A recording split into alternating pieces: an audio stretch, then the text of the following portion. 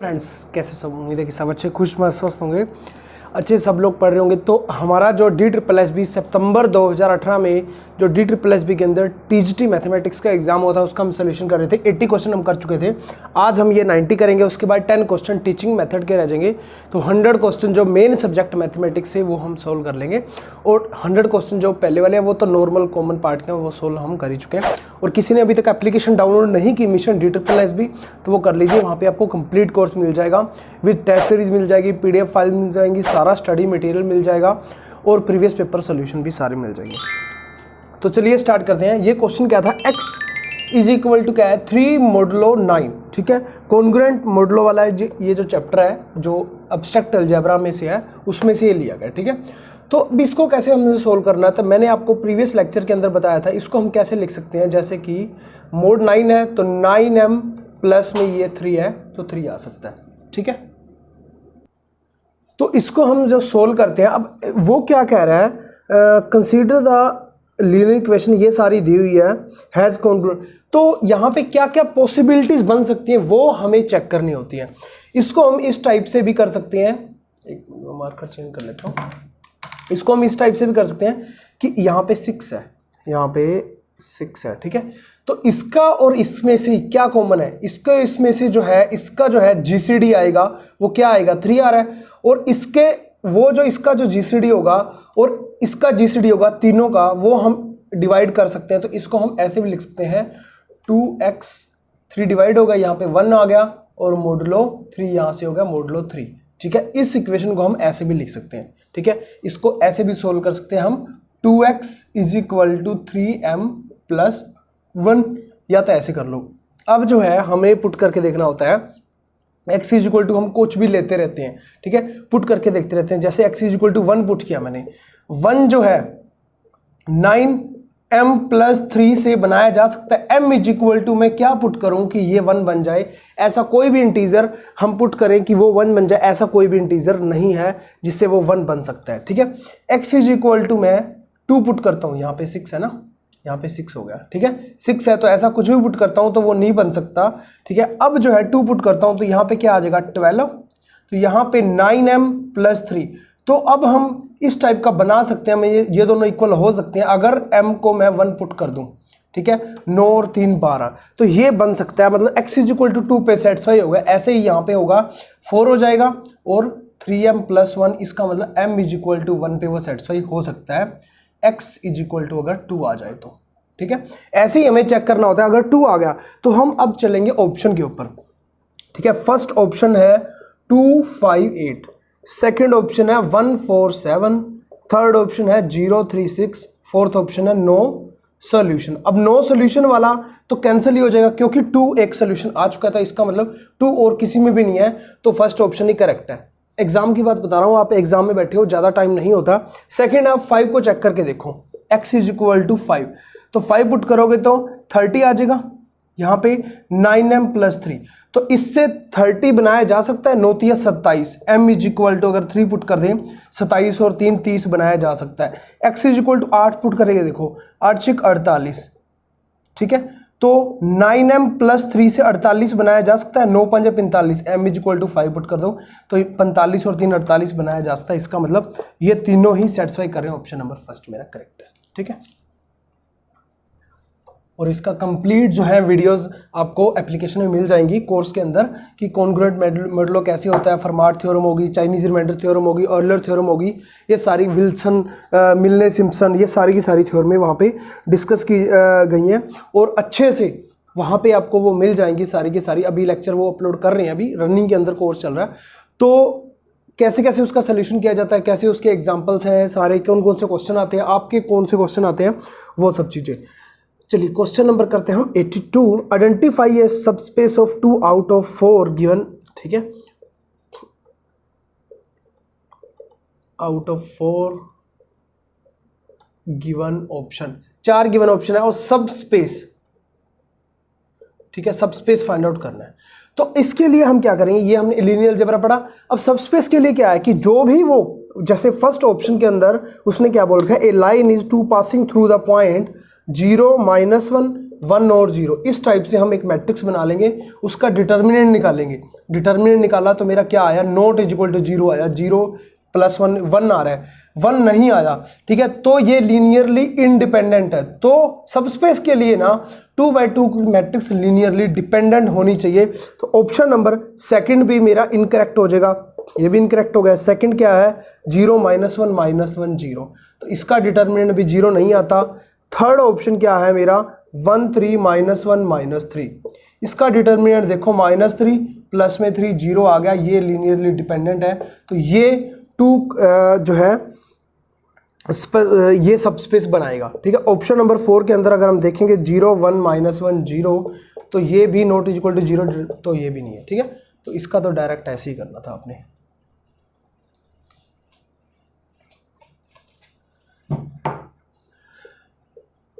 Question number 83 लीजिए, if x not is equal to 1, x जो है 1 नहीं है, if any real x³ + 1 greater than x² + x, ये सिंपल इनइक्वालिटीज होती हैं, इसमें कोई ज़्यादा चक्कर नहीं होता। सेकंड चैप्टर जो मैंने आपको कराया था लोगरिथमिक का, उसके अंदर कुछ एक इनइक्वालिटीज करवाई थी इस टाइप की। लोगरिथमिक के बाद ना छठा 7वां चैप्टर था इनइक्वालिटीज इस टाइप का, उसमें ये सब चीज़ें की थी हमने। तो ये नॉर्मल है, इसको इधर ले आओ, x³ - x² - x + 1 greater then 0, ठीक है। तो ये जो है ये सारी ग्रेटर देन 0 होनी चाहिए, ये क्वेश्चन में गिवन है। तो इसको मैं सोल्व करता हूं, तो x² आ गया, यहाँ पे क्या आ गया, x -1, यहाँ पे -1 कॉमन, x -1 ग्रेटर देन 0, तो ये दोनों आ गई। x -1 दोनों में से कॉमन ले सकता हूँ, और यहाँ पे आ जाएगा x² - 1 ग्रेटर देन 0। इसमें से अब देखिए क्या क्या हो सकता है, x -1, इसको मैं क्या लिख सकता हूँ, x + 1 और x -1 ग्रेटर देन 0। x -1 यहाँ भी पड़ा है, यहाँ भी पड़ा है, तो x + 1 आ गया एक जगह, और एक जगह x -1 सारे का स्क्वायर ग्रेटर देन 0। अब ये हमेशा पॉजिटिव होगी, क्यों, चाहे अंदर नेगेटिव हो चाहे पॉजिटिव हो, स्क्वायर में हमेशा वो पॉजिटिव बन जाएगी। तो मेन मुद्दा हमारा ये है, ये पॉजिटिव है, ये भी पॉजिटिव होनी चाहिए, तभी तो दोनों की गुना 0 से बड़ी होनी चाहिए। तो इसका मतलब ये must be positive, must be greater than 0, तो x मस्ट बी -1 से बड़ा होना चाहिए, -1 से बड़ा होना चाहिए। तो ऑप्शन नंबर फर्स्ट ही मेरा करेक्ट है। देखिए ये तो सिंपल सा इनइक्वालिटीज थी, वो सोल्व करनी थी। चलिए क्वेश्चन नंबर हम करते हैं 84 के अंदर देखिए वो क्या बोल रहा है, consider a non homogeneous system of 5 linear equations in 4 variables such that there is at least 1 variable with non zero coefficient in each equation. हर इक्वेशन के अंदर कुछ ना कुछ ऐसा है, there is at least 1 variable with non zero coefficient. तो पहले तो हमें कोई मैट्रिक्स माननी होगी, जैसे मैंने मैट्रिक्स मान ली A11 A12 up to A15 तक, ठीक है। ऐसे ही मैं यहाँ पे आ गया A5 से A5 तक आ गई, ठीक है, ये मैट्रिक्स मैंने मान ली। अब वो कह रहा है हर इक्वेशन के अंदर कोई ना कोई एक वेरिएबल ऐसा है जिसका कोफिशिएंट नॉन जीरो है, ठीक है, मतलब कोई भी वो हो सकता है, कोई भी वो हो सकता है। तो अब हम कहते हैं then the possible smallest and largest rank. अब इसका रैंक हमने फाइंड आउट करना है, स्मॉलेस्ट और लार्जेस्ट। सिंपल सी बात है, लार्जेस्ट रैंक कब होगा, जब सारी की सारी जो है जो सारी की सारी इक्वेशन है उसके कोफिशिएंट नॉन जीरो होंगे, तो कुछ ना कुछ वो हमें देगा, ठीक है, देगा। तो सभी का रैंक क्या होता है, अब आपने पढ़ा हुआ है लीनियर अलजेब्रा के अंदर, मैंने आपको कराया था। रैंक क्या होता है कि जो भी इसको नॉर्मल फॉर्म में चेंज करने के बाद या एक्लन फॉर्म में चेंज करने के बाद, after changing in normal form मतलब वही है कि इसके रो ऑपरेशन या कॉलम ऑपरेशन लगा के जितना भी कटता है वो काट दो, जितना भी जीरो होता है रो या कॉलम को जीरो करने की कोशिश करो। उसके बाद जो भी हमें बचेगा वो after changing in normal form, उसके बाद जो मेरे नॉन जीरो रोज होंगी, जितने भी मेरी नॉन जीरो रोज होंगी, उसे हम क्या बोलते हैं, रैंक बोलते हैं। या ऐसे समझो कि जो सबसे माइनर होगा, जो सबसे बड़ा माइनर, उस टाइप से हम निकालते थे ना रैंक की, हमने डेफिनेशन जब की थी, तो उसमें हमने पढ़ा था। तो इस टाइप से वो हम रैंक निकालते हैं। तो इसका अगर हमने सारा का सारा बोला, सारे के सारे ऑपरेशन लगाने के बाद, नॉर्मल फॉर्म बनाने के बाद, सारे के 5/5 की जो मैट्रिक्स मेरी बनी, ठीक है, वो सारी की सारी नॉन जीरो आ रही है, ठीक है। तो उसमें से कोई भी एक रो या कॉलम जीरो नहीं हो रहा है। इसका मतलब रैंक जो है मेरा, मैक्सिमम रैंक कितना हो जाएगा इसका, रैंक ऑफ ए, जो इस मैट्रिक्स का रैंक मेरा मैक्सिमम हो जाएगा 5, ठीक है। ये लार्जेस्ट हो गया। उसके बाद वो कहता है स्मॉलेस्ट। स्मॉलेस्ट रैंक कितना बनने वाला है इसका? स्मॉलेस्ट रैंक क्या होगा कि सारी की सारी तो जीरो होगी रो, सिर्फ एक रहेगी। क्यों? क्योंकि उसमें उसने बोला है कि हर इक्वेशन के अंदर कुछ ना एक ऐसा वेरिएबल है जिसका कोफिशिएंट नॉन जीरो है। तो बाकी सभी में भी ऐसा होगा कोई ना कोई एक कोफिशिएंट, बट वो एक दूसरे के साथ कट के जीरो हो गया। बट एक रो तो हमेशा रहेगी जो कि जो सारी रो है उस पर डिपेंडेंट होगी, तभी तो वो काटेंगी। तो इसका मतलब स्मॉलेस्ट जो हो गया ना मेरा रैंक ऑफ ए, वो हो गया मेरा 1, ठीक है। स्मॉलेस्ट हो गया 1 और लार्जेस्ट हो गया 5। ऑप्शन नंबर फर्स्ट मेरा करेक्ट है। और जिन्होंने लीनियर अलजेब्रा अच्छे से पढ़ा हुआ है उसी को ही समझ आएगी, अदरवाइज जो नहीं है वो कोर्स ज्वाइन कर लो, वहाँ पे आपको सारा का सारा ये कंप्लीट कोर्स मिल जाएगा। 85 नंबर क्वेश्चन जो है हम करते हैं। Consider the subset S is equal to, ये सारा दिया हुआ है, इफ A is matrix having column as vector such that, ये हमें कॉलम मैट्रिक गिवन है, ठीक है। कॉलम मैट्रिक दी हुई है 3 1 -1 2 2 -1, ठीक है, -5 -2 और 2 1 3 और 1, ठीक है। ये मैट्रिक्स दी हुई है, कॉलम मैट्रिक्स वो कह रहा है, ये गिवन है हमारे पास। हमें ये नॉर्मल ऑप्शन के अंदर देख के पता चल जाएगा। वो कह रहा है लीनियरली डिपेंडेंट है या इंडिपेंडेंट है, इस टाइप से पूछ रहा है, और रैंक की बात कर रहे हैं, ठीक है। जब हम रैंक की बात करेंगे तो पहले इसको उस टाइप से हम थोड़ा सा इसको सिंप्लीफाई कर लेते हैं, जो भी नॉर्मल फॉर्म बनाने के लिए। तो हम क्या करेंगे, यहाँ पे 1 है, यहाँ पे -1 है, या तो इन दोनों को पहले जोड़ दो, यहाँ पे 0 बन जाएगा। तो R2 में ऑपरेशन मैंने लगाया, R2 + R3, ठीक है। 3 2 -5 1, यहाँ पे आ गया मेरा 0, और यहाँ पे मैंने जोड़ा तो आ गया मेरा 1, यहाँ पे मैंने जोड़ा तो 0, यहाँ पे आ गया मेरा 4, यहाँ पे -1 2 और 1, ठीक है। अब यहाँ से यहाँ पे 1 बनाने के लिए, क्योंकि हमारी जो डायगोनल एलिमेंट्स होते हैं उसे हम 1 1 बनाने की कोशिश करते हैं और उसके नीचे 0 0 बनाने की कोशिश करते हैं, यही नॉर्मल फॉर्म होते हैं। तो यहाँ पे 1 बनाने के लिए हम क्या करेंगे, एक ऑपरेशन और लगाएंगे R1 पे। R1 पे एक ऑपरेशन मैं लगाऊंगा, R1 -2 टाइम R3, 2 टाइम ये जोड़ देंगे, ये माइनस का है, इसका मतलब क्या होगा, ऊपर 1 हो गया। ये 2 टाइम जोड़ेंगे तो ये ऊपर 0 हो जाएगा, ये 2 टाइम जोड़ेंगे 4 तो -1 हो जाएगा, ये 2 टाइम जोड़ेंगे तो 3 हो जाएगा। 0 1 0 4 -1 2 और 1, ठीक है।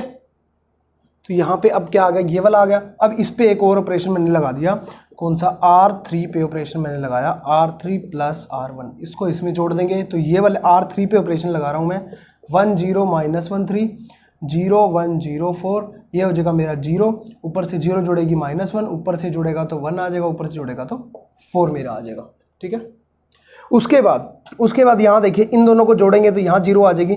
कौन सा ऑपरेशन लगाया, R3 पे मैंने ऑपरेशन लगाया, R3 + R2, 1 0 -1 3 0 1 0 4, ये ऑपरेशन लगाया 0, ये 0, ये 1, ये 8 हो गया मेरा, ठीक है। तो ये देखिए अब जो है मेरी 1 1 डायगोनल एलिमेंट्स पे 1 1 1 आ गया, उसके नीचे 0 0 0 आ गया। अब जो है मेरी नॉन जीरो रोज देखो 1 2 3, तो टोटल रैंक जो है मेरा इसका कितना आया, अगर ये ए मैट्रिक्स है, रैंक मेरा आया 3, नॉन जीरो रोज है, ठीक है। तो अब ये यहाँ देखिए रैंक तो मेरा 3 आ गया। अब इसको अगर मैं मतलब इक्वेशन के अंदर अगर करना चाहूँ तो कौन सी कैसी इक्वेशन बनेगी, यहाँ पे देखो, इसको मैं इक्वेशन के अंदर करना चाहूँ x y z w, इस टाइप से आप ले लो, ठीक है। इसको मैं यहाँ पे लिख लेता हूँ 1 0 -1 3 0 1 0 4 0 0 1 8, ठीक है। पेपर में करोगे तो ज़्यादा टाइम नहीं लगेगा, ठीक है, उस टाइम तो टाइम कम होता है। हो सकता है कि आपको लगे ज़्यादा बड़ा क्वेश्चन है तो आप छोड़ भी सकते हो इसे, ठीक है, क्योंकि क्वेश्चन को छोड़ना भी मायने ज़्यादा रखता है करने से। तो यहाँ पे x y z w इस टाइप से ले लो, क्या इक्वेशन बनेगी, x -z + 3w = 0, और यहाँ पे सेकंड वाली बनने वाली है y + 4w is equal to 0, ये बनने वाली है मेरी z plus 8w is equal to 0। अब यहाँ पे कुछ भी आप ले सकते हो, मान लीजिए मैंने मान लिया w is equal to k मान लिया, ठीक है, कोई भी, तो w is equal to k मान लिया तो z is equal to -8k आ जाएगा, ठीक है।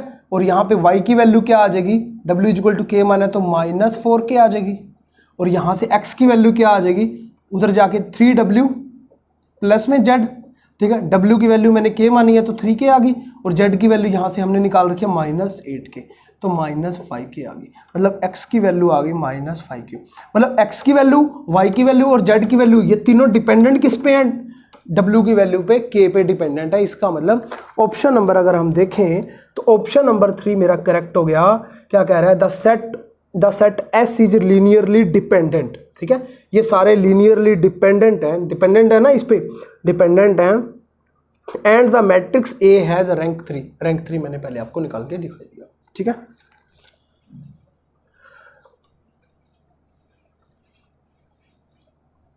चलिए नेक्स्ट क्वेश्चन करते हैं, क्वेश्चन नंबर 86। क्या कह रहा है, if P and Q are distinct prime, ठीक है, P और Q प्राइम है। उसके बाद वो क्या बोल रहा है, A की power P A mod Q और A की power Q A mod P, ये चीज दी हुई है। तो इसका सॉल्यूशंस क्या होंगे, तो यहाँ देखिए इसका दो तरीकों से आप कर सकते हो। मेन सिंपल तरीका मैं करवा रहा हूँ, A की पावर अगर मैं Q कर दूं, बोथ साइड A की पावर Q कर दूं तो मेरा क्या आ जाएगा, A की पावर P तो है ही, और Q मैं कर दूं तो यहाँ पे क्या हो जाएगा, A की पावर Q, ये वही एब्स्ट्रैक्ट अलजेब्रा में से है, कॉन्ग्रुएंट वाले चैप्टर वाइज में, ठीक है, A की पावर Q, और यहाँ पे क्या आ जाएगा, मोड Q। और यहाँ पे अगर मैं A की पावर Q कर दूं तो P कर दूं तो ऊपर P आ जाएगी, और यहाँ पे क्या आ जाएगी, A की पावर P, और यहाँ पे मॉडुलस ऑफ P आ जाएगा।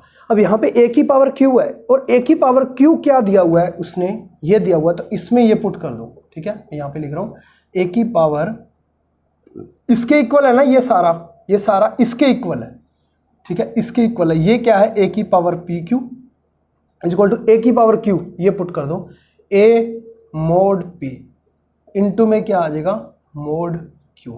एक तो ये इक्वेशन बनी, ठीक है।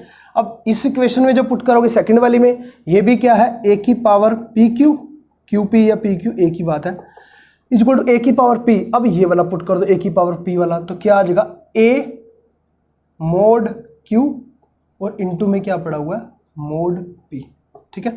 अब इन दो इक्वेशनों से आप देखो क्या आपको नजर आ रहा है, A की पावर PQ, A की पावर PQ, इसका मतलब A की पावर PQ मेरा क्या आ गया, दोनों से कंपेयर करेंगे तो A टाइम मोड P और मोड Q को हम लिख सकते हैं PQ, ठीक है। तो हम देखते हैं ऑप्शन कौन सा करेक्ट है, ऑप्शन नंबर सेकंड मेरा करेक्ट है, ठीक है। चलिए क्वेश्चन नंबर 87 करते हैं हम। 87 के अंदर देखिए, if A is a non singular, A non singular मतलब उसका determinant not is equal to 0, diagonalisable matrix of order 3 with eigenvalue, eigenvalue जो है, आइगन वैल्यू हमने लीनियर अलजेब्रा के अंदर पढ़ा हुआ है, λ1 λ2 और λ3, देन A का इनवर्स इज डायगोनलाइजेबल इफ, इसकी उसकी आइगन वैल्यू जो है हमें निकालनी है। ये मैंने आपको बता रखा है कि अगर ये A का इनवर्स एग्जिस्ट करता है, एग्जिस्ट करेगा ही करेगा, क्यों, क्योंकि A का determinant not is equal to 0 है। A का इनवर्स होता क्या है, 1 बाई में A का डिटर्मिनेंट एडजॉइंट ऑफ A, तो ये 1 बाई में 0 नहीं होना चाहिए, 0 नहीं है, उन्होंने पहले डिफाइन कर रखा है, तो A का इनवर्स एग्जिस्ट कर गया, तो एग्जिस्ट कर गया तो इसकी आइगन वैल्यू क्या होंगी, λ1 का इनवर्स, λ2 का इनवर्स और λ3 का इनवर्स। ये एक थ्योरम है लीनियर अलजेब्रा के अंदर, डायरेक्ट ही उसकी वो जो है उसका इनवर्स हो जाता है, इनवर्स की आइगन वैल्यू उसका इनवर्स हो जाता है। इनवर्स का मतलब क्या है, 1 बाई में λ1, 1 बाई में λ2 और 1 बाई में λ3, यही आइगन वैल्यू बनेंगी। अब आइगन जो डिटर्मिनेंट होता है, जो डिटर्मिनेंट ऑफ ए होता है वो क्या होता है, प्रोडक्ट ऑफ आइगन वैल्यू, मैंने करवा रखा है। सम ऑफ आइगन वैल्यू क्या होता है, जो ट्रेस ऑफ मैट्रिक्स होता है, प्रोडक्ट ऑफ आइगन वैल्यू क्या होता है, उसकी प्रोडक्ट ऑफ आइगन वैल्यू उसका डिटर्मिनेंट होता है, सम ऑफ आइगन वैल्यू उसका ट्रेस होता है। Product of eigen value, product of eigen value क्या होगा, 1 बाई में λ1 λ2 λ3। इसका मतलब कि कोई भी लेमडा 1 हो, चाहे लेमडा 2 हो, चाहे लेमडा 3 हो, नॉट इज इक्वल टू 0 होना चाहिए। 1 में 0 आ गया, फिर से वही अनडिफाइंड जो मतलब इनडिफाइंड फॉर्म बन जाएगी ना, इनडिटर्मिनेट फॉर्म बन जाएगी, उससे डिटर्मिनेट फिर से वही ये कंडीशन फॉल्स हो जाएगी जो उसने दिया हुआ है। इसका मतलब इसका डिटर्मिनेट 0, ये 0 कोई भी नहीं होने चाहिए, तो आपका क्वेश्चन ही सोल्व हो गया। अब पेपर के अंदर इतना थोड़ी करना था, आपको इतना पता था नॉर्मल। इसका मतलब यही है कि आइगन वैल्यू 0 नहीं होनी चाहिए ये तीनों, तभी तो वो तीनों की गुना करके 0 नहीं बनाएगा, या 1 में करके भी 0 नहीं बनाएगा। तो इसका मतलब lambda 1, lambda 2, lambda 3, option number जो है थर्ड है जो मेरा, उसके अंदर लेमडा 1 की वैल्यू 2 है, लेमडा 2 की वैल्यू 1 है और लेमडा 3 की वैल्यू 3 है। ये चीज़ें मुझे निकालने की भी जरूरत नहीं है, यही ऑप्शन करेक्ट है, क्योंकि बाकी सारे ऑप्शन आप देखो सभी के अंदर फर्स्ट ऑप्शन के अंदर लेमडा 3 इक्वल टू 0 है, थर्ड ऑप्शन के अंदर सेकंड ऑप्शन के अंदर लेमडा 3 इक्वल टू 0 है, और फोर्थ ऑप्शन के अंदर भी लेमडा 3 इक्वल टू 0 है, और वो नहीं होना चाहिए एज पर जो गिवन है हमारे को कंडीशन।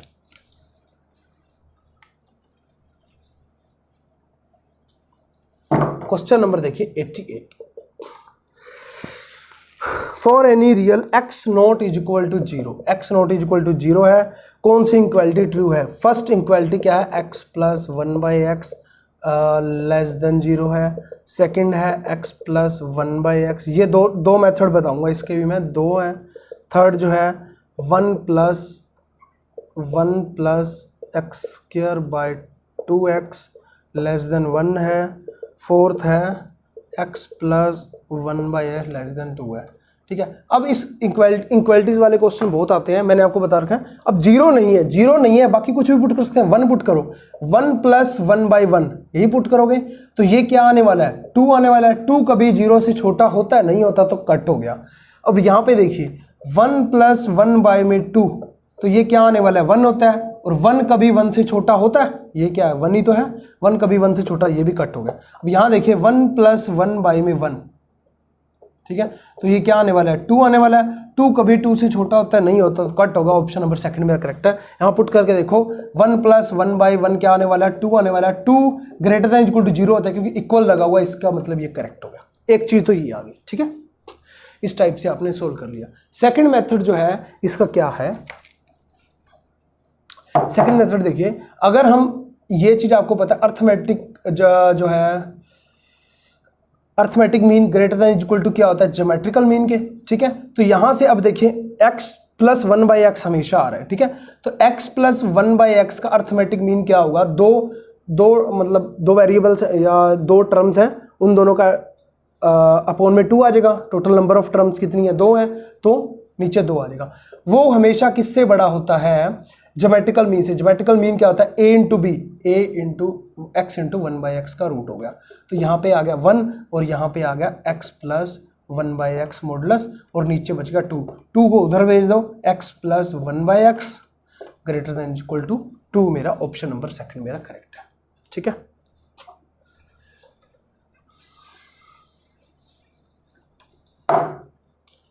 चलिए क्वेश्चन नंबर हम चलते हैं 89 के ऊपर। If W is a non-empty subset of real space 3 using the same operation, then W is a subspace of 3 if and only if। अब ये चीज़ मैंने आपको करवाई थी जब सब स्पेस स्टार्ट करवाया था। पहले वेक्टर स्पेस हुआ था, उसके बाद सब स्पेस हुआ था। मैंने आपको इस टाइप से बताया था, V if VF be a vector space, ठीक है। उसके बाद कोई भी हम जैसे इस टाइप से अलग अलग मैंने आपको बताया था, जैसे W ले लिया, W इक्वल टू कुछ भी होता था x y z such that 2x plus 3y minus 7z equal to 0, इस टाइप से कुछ भी होता था। मैंने आपको एक चीज कराई थी कि हमने क्या करना होता है, चुपचाप ना ये देख लो कि ये वाली जो भी वो दिया होता है उसका ये चीज आपको ध्यान होगी, a alpha plus beta belongs to W। अगर ये चीज हो जाती है तो वो हम कह देते हैं उसका सब स्पेस है। ये कैसे कहते हैं हम? जहां पे अल्फा और बीटा जो होते हैं ना, अल्फा और बीटा वो बिलोंग कर रहते हैं W से। अगर कोई W भी ए कोई वेक्टर स्पेस है तो ए VF दिया था, इसमें WF ले लो, कोई भी ले लो, कोई भी फील्ड से आ रहा है WF।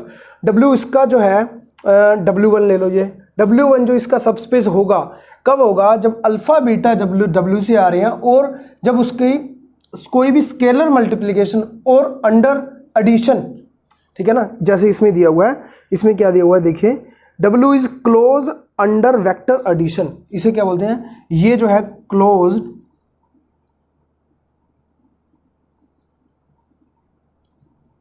Under vector addition. ये वेक्टर एडिशन के एडिशन हो रहा है विद स्केलर मल्टीप्लिकेशन, ये जो ए हमने पुट किया स्केलर मल्टीप्लिकेशन,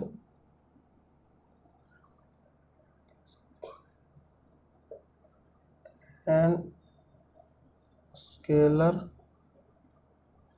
मल्टीप्लिकेशन, ये तो जब चीज प्रूव हो जाती है तब हम कहते हैं वो एक सबस्पेस है, ठीक है ना, वो एक सबस्पेस है। ऐसे ही इसमें ये इक्वेशन लेंगे एक, मतलब ये अल्फा है समझ लो, ठीक है। ऐसे ही इसके कुछ भी के टाइम मल्टीप्लाई करा के बीटा, सॉरी ये बीटा है, इसके के टाइम मल्टीप्लाई करा के उसे ए टाइम अल्फा बना देंगे, दोनों को जोड़ेंगे, अगर वो भी 0 के इक्वल आ जाता है, उस टाइप से ही बन जाता है, तब हम कहेंगे कि ये एक सबस्पेस है उस वेक्टर स्पेस का, ठीक है। ऐसे काफी सारे क्वेश्चन हमने किए हुए हैं, आपको पता ही है। चलिए क्वेश्चन नंबर है 90, जो कि मैथमेटिक पोर्शन से आपका लास्ट क्वेश्चन है, सारा का सारा पेपर सोल्यूशन हो चुका है। If A1 A2 A3 up to AN है और उसके बाद B1 B2 B3 up to BN दिया हुआ है, आर नॉन नेगेटिव, बिल्कुल सही बात है, नॉन नेगेटिव का मतलब है सारे के सारे पॉजिटिव होंगे, रियल नंबर सच दैट, ये दिया हुआ है A1 ग्रेटर देन है B1 से, A2 ग्रेटर देन है B2 से, up to so on AN ग्रेटर देन है BN से। अब इसको ना सिंपली लिया करो, जैसे मान लीजिए यहाँ पे ले लो 1 2 3 ऐसे ले लो, यहाँ पे कुछ और ले लो, मतलब 1 2 3 ले लिया, यहाँ पे 6 7 8 9 10 इस टाइप से ले लो, वो ऐसे ऐसे कर लो, जैसे इसको मैंने बना लिया 2 ग्रेटर देन है, सॉरी 3 ग्रेटर देन है 2 से, ठीक है। इसको ऐसे बना लिया मैंने 5 ग्रेटर देन है 4 से, इस टाइप से। अब जो है क्वेश्चन के अंदर देखिए फर्स्ट ऑप्शन क्या है, उन दोनों का एडिशन और मल्टीप्लिकेशन ऐसे होगा, उन दोनों का एडिशन करो, 5 और 3 8, वो बड़ा होगा इन दोनों के 6 से, बड़ा है, बिल्कुल सेटिस्फाई है। उन दोनों की गुना करो 15 आएगी, इन दोनों की गुना करो 8, ये भी सेटिस्फाई है। इसका मतलब फर्स्ट ऑप्शन ही मेरा सेटिस्फाई है। इनक्वालिटीज वाले क्वेश्चन ऐसे ही सोल्व किया करो डायरेक्ट पुट करके, तो ऑप्शन नंबर फर्स्ट ही मेरा करेक्ट हो गया, ठीक है। तो चलिए इसी के साथ ही हमारे सारे के सारे क्वेश्चन हो चुके हैं। उसके बाद हम 10 क्वेश्चन वो है वो मैं वीडियो आपको दे दूंगा जो कि टीचिंग मेथड्स हैं। तो सारा DSSB टीचिंग मैथमेटिक्स का पोर्शन पूरा पेपर सोल्व हो चुका है सितंबर 2018 का। तो और आपके PGT मैथमेटिक्स का अगर देखना है तो वो भी सोल्यूशन यूट्यूब पे किया हुआ है, और कंप्लीट कोर्स अगर आपको लेना है, वीडियो लेक्चर PDF फाइल, सारा स्टडी मटेरियल और मोस्ट एक्सपेक्टेड क्वेश्चंस और प्रीवियस पेपर्स जैसे KVS NVS DSSB एस्टर सभी के सोल्यूशन तो आपको एप्लीकेशन में मिल जाएंगे, वहाँ पे जाके डायरेक्ट कोर्स आप ले सकते हो। जय हिंद, जय Bharat, thank you, thanks for watching.